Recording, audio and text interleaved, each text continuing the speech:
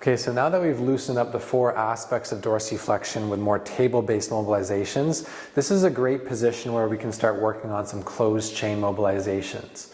You could do this in a half kneeling position, you could do it on flat ground. Sometimes I like elevating in this box elevated position. It just makes it easier for the patient to gain some leverage over their dorsiflexion and allows a bit more comfort for you rather than it being on the ground while you're performing the posterior glide. So we're going to do a few different things here, but to start, all I'm going to do is I'm going to place my web space on the front of the talus. And then I'm going to get Crystal to drive into a dorsiflexion, just similar to what we mentioned in the knee to wall test. We want to watch for what are they doing with their pelvis. Are they wrapping their pelvis over? Are they coming into a bit of a valgus? Are they driving their knee out like crazy? I want a nice linear knee travel.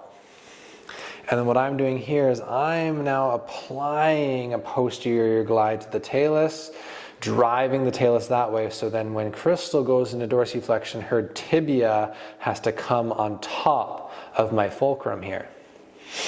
So what I'm doing is I'm probably not getting a true major glide of the joint, but by creating this block here, it's creating a lever for her to now have to get her tibia to transition over my hand. So it's a really nice mobilization and closed chain that's going to allow us to improve dorsiflexion. There's other aspects we can work on here as well too.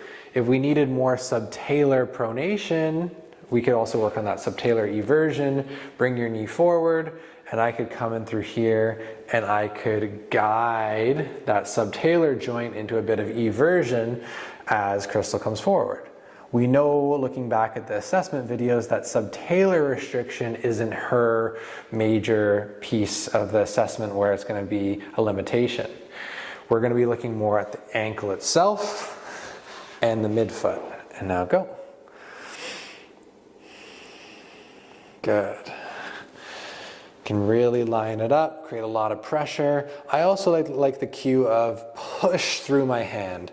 Sometimes I find when patients are doing it, they'll just kind of hit your hand and then just kind of keep moving.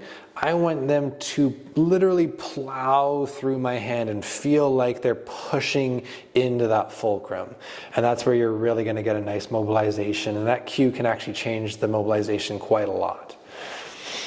Other techniques I like is Crystal can come forward with her knee, and then we can work on some tibial movement. So we can kind of push out and we can push in, all while I hold a bit of a posterior glide. Or sometimes what I'll do is I'll come and create these blocks. So as Crystal comes in, I don't want her losing her outer foot. And as she goes out, I don't want her going into this big supination through her heel. So I'm going to block her heel.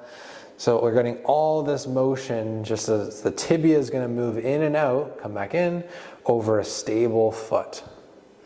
So they're both nice techniques. So play around with these closed chain ankle mobilizations, focusing on the posterior glide, and then some of the more rotational components of ankle mobility as well.